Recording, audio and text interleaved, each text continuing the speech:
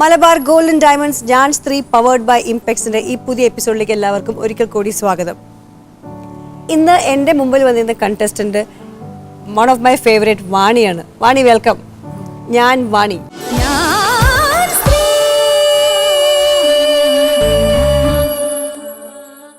വാണി വളരെ വ്യത്യസ്ത ചിന്താഗതിയുള്ള ഒരു കുട്ടിയാണ്.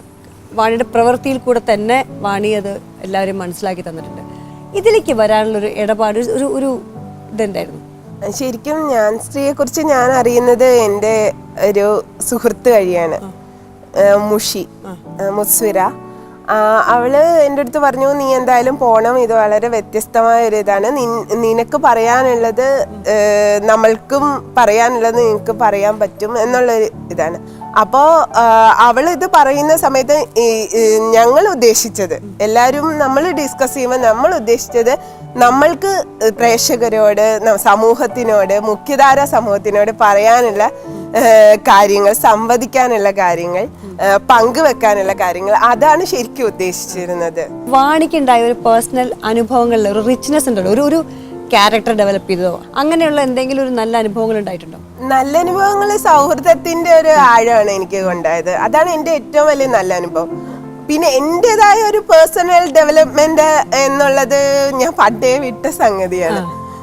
അങ്ങനെ ഒരു ഡെവലപ്മെന്റ് ഒരിക്കലും ആർക്കും ഉണ്ടാവുമെന്ന് എനിക്ക് തോന്നുന്നില്ല. ഈ നിലപാടുകൾ വ്യക്തമാക്കാൻ വാണി വളരെ ഇതാണ്. ഇപ്പോൾ വാണിയുടെ പ്രഭാഷണം കേട്ടിരുന്നാലും വാണി പറഞ്ഞ കാര്യങ്ങൾ വളരെയധികം കാർഷിക മേഖലയെ കുറിച്ചായിരുന്നു പ്രഭാഷണം, അല്ലേ?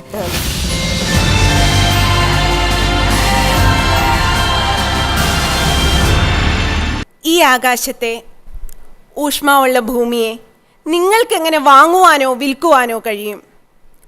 ഇത് ഞങ്ങൾക്ക് പരിചയമുള്ള ആശയമല്ല.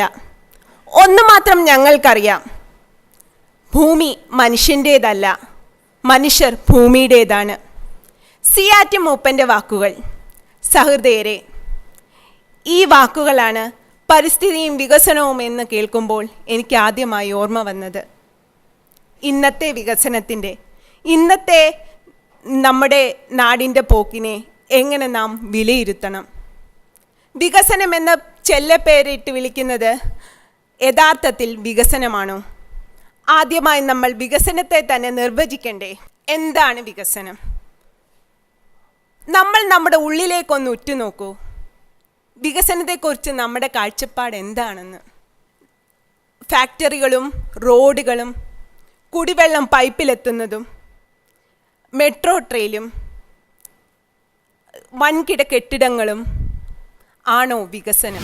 അതുമാതിരി തന്നെ വാദം പ്രതിവാദമാണെങ്കിലും വാദം പ്രതിവാദത്തിൽ താങ്കൾ ചിലപ്പോൾ താങ്കൾക്ക് അനുകൂലിക്കാൻ പറ്റാത്തതായതുകൊണ്ട് താങ്കൾ സത്യം പറയാച്ചാൽ ഒരാളുടെ കൂടെ കൂടി എന്നുള്ളതാണ്.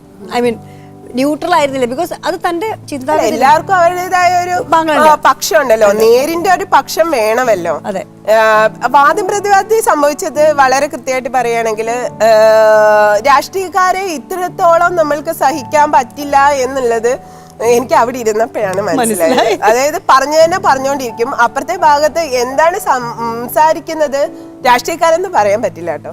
അത് സോറി. കാരണം എന്താന്ന് വെച്ചാല് അവർ കേൾക്കുന്നതേ ഇല്ല ഇപ്പുറത്തെ വശം. അപ്പൊ അതിന് മറുപടി കൃത്യമായി ഡോക്ടർ VS വിജയൻ പറയുന്നുണ്ട്. പക്ഷേ ഈ ഭാഗത്ത് അത് കേൾക്കുന്നില്ല. വീണ്ടും പറഞ്ഞു തന്നെ ആവർത്തിച്ചുകൊണ്ടിരിക്കുമ്പോൾ നമ്മൾ സ്വാഭാവികമായിട്ട് ഇടപെട്ടു പോയതാണ്.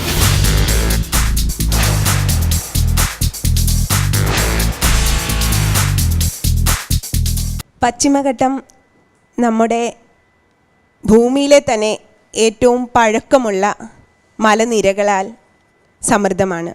ഏകദേശം ഇന്ത്യയിൽ 6 സംസ്ഥാനങ്ങളായി വ്യാപിച്ചിടക്കുന്ന പശ്ചിമഘട്ടം ഇതേ 6 സംസ്ഥാനങ്ങളുടെ സൂക്ഷ്മ കാലാവസ്ഥയും മഴയെയും കൃഷി ജീവിത രീതികളെയും മാത്രമല്ല ബാധിക്കുന്നത്, ഈ ഭൂമിയിലെ തന്നെ ഏറ്റവും ജൈവ വൈവിധ്യ സമ്പുഷ്ടമായ പ്രദേശങ്ങളിലൊന്നാണ്. സർ, ഇപ്പോൾ ഈ കമ്മിറ്റി റിപ്പോർട്ട് തയ്യാറാക്കുന്ന സമയത്ത് എന്തൊക്കെയാണ് ഇതിന് വേണ്ടി നടത്തിയ പ്രാരംഭവും അതുപോലെ തന്നെയുള്ള ബാക്കിയുള്ള പ്രവർത്തനവും? ഗാഡ്ഗിൽ കമ്മിറ്റിയുടെ ഏറ്റവും പ്രധാനമായിട്ടുള്ള ഒരു വിഷയം എന്താണെന്ന് വെച്ച് കഴിഞ്ഞാൽ, പശ്ചിമഘട്ടത്തിൽ താമസിക്കുന്ന ജനങ്ങളുടെ നിലവാരത്തെ പശ്ചിമഘട്ടത്തിൻ്റെ ആവാസ വ്യവസ്ഥയ്ക്ക് അധികം ആഘാതം ഏൽപ്പിക്കാതെ എങ്ങനെ മുന്നോട്ട് കൊണ്ടുപോകാമെന്നുള്ളതാണ്. അവരുടെ നിലവാരം എങ്ങനെ, ജീവിത നിലവാരം എങ്ങനെ ഉയർത്താമെന്നുള്ളതാണ് ഇതിൻ്റെ ബേസിക് ആയിട്ടുള്ളൊരു സംഗതി. അതിനെ വെച്ചിട്ടാണ് നമ്മൾ റിപ്പോർട്ട് മുഴുവൻ ഉണ്ടാക്കിയിരിക്കുന്നത്. അപ്പോൾ അതിൽ പ്രധാനപ്പെട്ടത് കൃഷിക്കാരാണ്. അതുകൊണ്ട് തന്നെയാണ് കൃഷിക്കാർക്കാണ് ഏറ്റവും പ്രാധാന്യത കൊടുത്തിരിക്കുന്നത്. ഒരു കൃഷിക്കാരനെയും പശ്ചിമഘട്ടത്തിൽ നിന്ന് ഇറങ്ങിപ്പോകുന്നതിനോ കുടിയൊഴിപ്പിക്കുന്നതിനോ ഇതിൽ പറഞ്ഞിട്ടില്ല. കൃഷിക്കാർക്ക് ഒരുപാട് തരത്തിലുള്ള ഗുണങ്ങൾ ചെയ്യുന്നതാണ് ഇതിൽ പറഞ്ഞിരിക്കുന്ന എല്ലാ സംഗതികളും. 520 പേജുള്ളൊരു റിപ്പോർട്ടാണത്. ഈ 520 പേജുള്ള റിപ്പോർട്ടിൽ ഒരു സ്ഥലത്തെങ്കിലും കൃഷിക്കാർക്ക് എതിരായിട്ടുള്ള യാതൊരു വിധത്തിലുള്ള ഇതും പോയിൻ്റ് നമ്മൾ പറഞ്ഞിട്ടില്ല. കൃഷിക്കാരെ എങ്ങനെ സഹായിക്കാമെന്നുള്ളത് ഒരുപാട് പറഞ്ഞിട്ടുണ്ട് താനും. അതിൽ ഒരു പ്രധാന സംഗതി കൃഷിക്കാർക്കെതിരായിട്ട് വരുമെന്ന് വ്യാഖ്യാനിക്കുന്നത് പശ്ചിമഘട്ടത്തിൽ നമ്മൾ പറഞ്ഞിരിക്കുന്നത് 30% കൂടുതൽ എന്താ പറയുക സ്ലോപ്പുള്ള സ്ഥലത്ത് മലഞ്ചരിവുകൾക്ക് 30% കൂടുതൽ ചരിവുണ്ടെങ്കിൽ അവിടെ വാർഷിക വിളകൾ പാടില്ല എന്ന് പറഞ്ഞിട്ടുണ്ട്. കാരണം വാർഷിക വിളകൾ കൊണ്ടുവന്നു കഴിഞ്ഞാൽ മണ്ണൊലിപ്പ് കൂടും. അതുകൊണ്ട് മണ്ണൊലിപ്പ് കുറക്കുക എന്നുള്ളത് കൃഷിക്കാരുടെ തന്നെ ഒരു ആവശ്യമാണ്. കിസാൻ സഭയുടെ സംസ്ഥാന സെക്രട്ടറി എന്ന നിലയിൽ താങ്കൾക്ക് സർവോപരി ESZ അതായത് പരിസ്ഥിതി അതീവ ലോല പ്രദേശത്തെ ഒരു തദ്ദേശവാസി എന്ന നിലയിൽ താങ്കൾക്ക് ഇതിനെക്കുറിച്ചുള്ള അഭിപ്രായം എന്താണ്? ഇവിടെ ശ്രീ വിജയൻ സാറ് പറഞ്ഞതെല്ലാം കൃഷിക്കാരുമായി നേരിട്ട് ബന്ധപ്പെടുമ്പോൾ തെറ്റായ വിവരങ്ങളാണ്. പശ്ചിമഘട്ട മലനിരകളുമായി ബന്ധപ്പെട്ട് കേരളത്തിൽ ഏതാണ്ട് 70% പ്രദേശങ്ങൾ ആ റിപ്പോർട്ടിൻ്റെ പരിധിയിൽ വരികയാണ്. സോൺ 1, സോൺ 2, സോൺ 3 ആയി തിരിച്ചിരിക്കുന്ന റിപ്പോർട്ടിൻ്റെ പരിധിയിലില്ലാത്ത ഏക ജില്ല ആലപ്പുഴ മാത്രമാണ്. അപ്പോൾ കേരളത്തിലെ 70% പ്രദേശങ്ങൾക്ക് ബാധകമാണ്. അതിൽ സോൺ 1-ൽ നിന്നാണ് ഞാൻ വരുന്നത്, ഇടുക്കിയിൽ നിന്ന്. ആ സോൺ 1-ൽ എന്തൊക്കെ ചെയ്യാൻ പാടില്ല എന്നുള്ളതിനെ സംബന്ധിച്ച് അദ്ദേഹം തന്നെ വ്യംഗ്യമായി പറഞ്ഞ കാര്യമുണ്ട്. 30% ചരിവുള്ള പ്രദേശങ്ങളിൽ മണ്ണിളക്കാൻ പാടില്ല. പിന്നെ എങ്ങനെ കൃഷി ചെയ്യാൻ പറ്റും? 30% ചരിവുള്ള പ്രദേശത്തിൽ കൂടുതലാണ് ഇടുക്കിയിലെ എല്ലാ പ്രദേശങ്ങളും. അവിടെയാണ് കപ്പയും ചേനയും വാഴയും കൃഷി ആരംഭിച്ച കാലത്തെ നെൽകൃഷിയും നടത്തിയിരുന്നത്. അവിടെ മണ്ണിളക്കാൻ പാടില്ല. 1.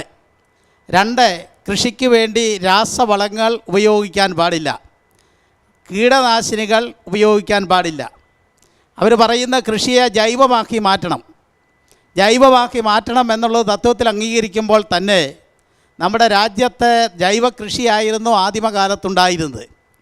എന്നാൽ ഭക്ഷ്യവിളകളുടെയും മറ്റ് വിളകളുടെയും ഉൽപ്പാദനത്തിന് വേണ്ടി ഉപയോഗിച്ച രാസവളത്തിൻ്റെ ഉപയോഗത്തിൻ്റെ ഫലമായി സംഭവിച്ചിട്ടുള്ളത് ഉൽപ്പാദനത്തിൽ വലിയ വർധനമുണ്ടായി എന്നുള്ളതാണ്. അപ്പോൾ ഉൽപ്പാദന വർധനവിൽ നിന്നുള്ള വരുമാനത്തെ കൊണ്ടാണ് കർഷകർ ജീവിക്കുന്നത്.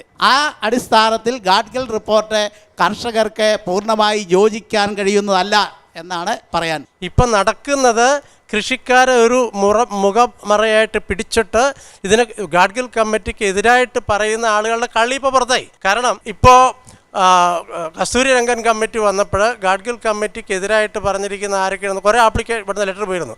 അത് നോക്കിക്കഴിഞ്ഞപ്പോൾ 81% ആണ് ആളുകൾ ഇതിനെതിരായിട്ട് പറഞ്ഞിരിക്കുന്നത്. ഈ 81% ആളുകളിൽ 52% ആളുകളും മൈനിങ് ലോബിയിൽപ്പെട്ട ആൾക്കാരാണ്. മനസ്സിലായോ? മൈനിങ് ലോബിയിൽപ്പെട്ട ആൾക്കാരാണ്. അപ്പോൾ എനിക്ക് ആദ്യമേ ഉണ്ടായിരുന്ന സംശയം അതായിരുന്നു, അവരാണ് ഇതിൻ്റെ മുമ്പിൽ നിൽക്കുന്നത്, കൃഷിക്കാരല്ല. ഒരു കൃഷിക്കാരനും ഇതിന് പറ്റില്ല എന്ന് പറഞ്ഞ് എഴുതിയിട്ടില്ല. താങ്കൾ പറഞ്ഞു വീട് വയ്ക്കാൻ പറ്റില്ല, ബിൽഡിംഗ് കെട്ടാൻ പറ്റില്ല, ആശുപത്രി പണിയാൻ പറ്റില്ല, പശുവിനെ വളർത്താൻ പറ്റില്ല. ഇതൊക്കെ അബദ്ധമാണ് സാറേ. വായിക്കാഞ്ഞിട്ടാണ്. ഐ എം വെരി സോറി, വായിക്കാഞ്ഞിട്ടാണ്. ഞാൻ ആ റിപ്പോർട്ട് എടുത്ത് കാണിച്ചു തരാം സാറിൻ്റെ മുമ്പിലും. സാർ എന്നൊന്ന് കാണിച്ചാൽ എന്നിട്ട് ഈ സാറ് പറയുന്നത് ശരിയാണെന്നുണ്ടെങ്കിൽ സാറ് പറയണ പോലെ ഞാൻ കേൾക്കാം. സാറ് പറയുന്ന ഈ കാര്യങ്ങൾ ബിൽഡിംഗ് കെട്ടാൻ പാടില്ല എന്ന് പറഞ്ഞിട്ടുണ്ടെന്ന് പറഞ്ഞു ഇല്ലേ? അതൊന്ന് കാണിച്ചാൽ റിപ്പോർട്ടിൽ കാണിക്കണം. അല്ലാണ്ട് വെറുതെ പറഞ്ഞാൽ സമ്മതിക്കില്ല. അല്ല, റിപ്പോർട്ട് ഇദ്ദേഹം കാണി- അങ്ങനെയല്ല. റിപ്പോർട്ട് കൊണ്ടുവരൂ.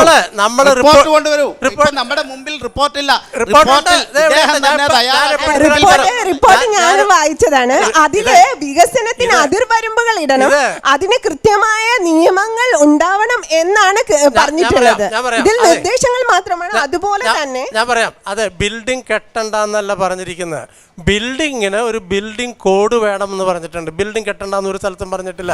അതുമാത്രം തൻ്റെ ഹരിത MLA കൊണ്ടുവന്നത് വളരെ പെർഫെക്റ്റ് ആയിരുന്നു ആ എപ്പിസോഡിൽ എനിക്ക് തോന്നി. കാരണം താങ്കളുടെ ആ ഒരു താങ്കൾ പറഞ്ഞത് ഗ്രീൻ ബ്ലോഗ്സിൽ മാത്രം ഒതുങ്ങി നിൽക്കാതെ you should do something more എന്നുള്ളത്. അത് എനിക്ക് ഈ വാദം പ്രതിവാദത്തിൽ നിന്ന് വളരെ കൃത്യമായിട്ട് രാഷ്ട്രീയക്കാർ എങ്ങനെയാണെന്ന് പഠിക്കാൻ കഴിഞ്ഞിട്ടുണ്ട്. പക്ഷെ അദ്ദേഹം അതിൽ എനിക്ക് തോന്നുന്നത് ആ MLA അദ്ദേഹം സംസാരിച്ചതിൽ കുറച്ച് അന്ന് ഒരുപാട് മാർക്ക് കിട്ടിയേക്കാൾ കൂടുതലായിട്ട് വളരെ കൺവിൻസിംഗ് ആയിരുന്നു അദ്ദേഹം പറഞ്ഞ കാര്യങ്ങൾ എനിക്ക് തോന്നി.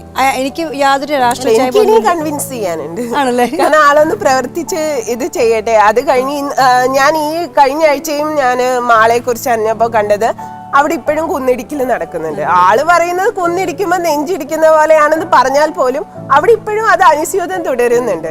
അപ്പൊ നമ്മൾ അതിനെ കാണാതെ പോവരുത്. ഇപ്പൊ ഒരു ഫ്ലോറിൽ നിന്ന് ഇതിനെ ഒതുക്കാതെ പൊതുസമൂഹത്തിലാണ് പ്രശ്നങ്ങളെല്ലാം കിടക്കുന്നത്.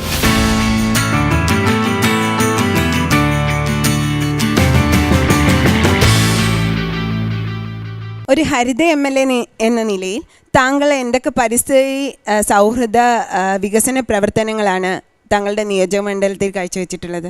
അത് ഞങ്ങൾ മുൻകൈ എടുത്തുകൊണ്ടാണ് ഒരു പരിസ്ഥിതി കൂട്ടായ്മ ജനപ്രതിനിധികളുടെ ഉണ്ടാക്കാൻ വേണ്ടി ശ്രമിച്ചത്. അത് വലിയ സക്സസ്സായി. കേരളം എന്നത് ചർച്ച ചെയ്യപ്പെടുകയാണ്. കേരളത്തിലെ ചില രാഷ്ട്രീയ പ്രസ്ഥാനങ്ങൾ അവരുടെ പ്രവർത്തനത്തിന് അജണ്ടയിലേക്ക് പരിസ്ഥിതി കൊണ്ടുവരാൻ വേണ്ടി ശ്രമിച്ചു. ഇപ്പോഴും എല്ലാ ദിവസവും ചുരുങ്ങിയതൊരു 10-20 പേരെങ്കിലും കാസർഗോഡ് മുതൽ തിരുവനന്തപുരം വരെ അവിടെ നെൽവയൽ മൂടുന്നു, തണ്ണീർത്തടം തൂർക്കുന്നു, പുഴ കയ്യേറുന്നു. താങ്കളുടെ നിയോജക മണ്ഡലത്തിൽ ഏതെല്ലാം തരത്തിലുള്ള പരിസ്ഥിതി പ്രവർത്തനമാണ് നടന്നിട്ടുള്ളത്? അതായത് കൃഷി സംബന്ധമായിട്ടും ഇപ്പോൾ പാടനികത്തിൽ ഇടപെട്ടതായിട്ടോ അതിനെക്കുറിച്ചൊന്ന് വിശദീകരിക്കാവോ? എൻ്റെ നിയോജക മണ്ഡലത്തിലും പരിസര പ്രദേശങ്ങളിലും എവിടെ നെൽവയൽ തൂർക്കുന്നു അല്ലെങ്കിൽ തണ്ണീർത്തടം തൂർക്കുന്നു അല്ലെങ്കിൽ അനധികൃതമായി മണൽ ഖനനം ചെയ്യുന്നു എന്നറിഞ്ഞാൽ അവിടെ ഇടപെടും, പോകാറുണ്ട്, നേരിട്ട് പോകും. അത് ഫിസിക്കൽ പ്രസൻസോടുകൂടി അതിൽ ആക്ഷൻ നടത്തും. പോലീസ് അധികാരികളെ ഇടപെടിപ്പിക്കും. ഏതെങ്കിലും ഉദ്യോഗസ്ഥന്മാർ അതിനെ സപ്പോർട്ട് ചെയ്യുന്നത് കണ്ടാൽ ഉദ്യോഗസ്ഥന്മാരെ വേണ്ടി നടപടി എടുപ്പിച്ചിട്ടുണ്ട്. അതിനുവേണ്ടി ശക്തമായ സമീപനം സ്വീകരിച്ച് അത് തുടരുകയും ചെയ്യും. അതുപോലെ തന്നെ ഇപ്പോൾ മാളയിൽ ഇടതടവില്ലാതെ നടക്കുന്ന കുന്നിടിച്ചിൽ താങ്കളുടെ നിയോജക മണ്ഡലത്തിൽ തന്നെ ഒരുപാട് ഇഷ്യൂസ്. ഇപ്പോഴൊന്നും മാളയിൽ ഒരു കൊന്നിടിക്കുന്നില്ല. ഒരു കൊന്നിടിക്കുന്നുണ്ട് മാളയിൽ എന്ന് പറഞ്ഞാൽ അത് എൻ്റെ നെഞ്ചിടിക്കുന്നതിന് തുല്യമാണ്. മാളയിൽ ഒരു കുന്നിടിക്കുക എന്ന് പറഞ്ഞാൽ കൊടുങ്ങല്ലൂർ MLA ആയ എൻ്റെ നെഞ്ച് ഇടിക്കുന്നതിന് തുല്യമാണ്. എൻ്റെ നെഞ്ച് ഇടിപ്പ് പൂർണ്ണമായും നിൽക്കണമെങ്കിൽ മാളയിൽ കുന്നിടിക്കാൻ വേണ്ടി വരുന്നവൻ്റെ കയ്യിൽ നിന്നും അവൻ്റെ പിക്കാസ് എപ്പോഴാണോ തെറിച്ചു പോകുന്നത് അപ്പോഴേ എൻ്റെ നെഞ്ചിടിപ്പും ക്ലിയർ ആകുള്ളൂ. അങ്ങനെ എവിടെയെങ്കിലും ഉണ്ടായാൽ അപ്പോൾ ജനങ്ങൾ എന്നെ അറിയിക്കും. ഏത് പാതിരാത്രിയും ആളുകൾ എന്നെ വിളിക്കും. ഞാൻ സ്പോട്ടിൽ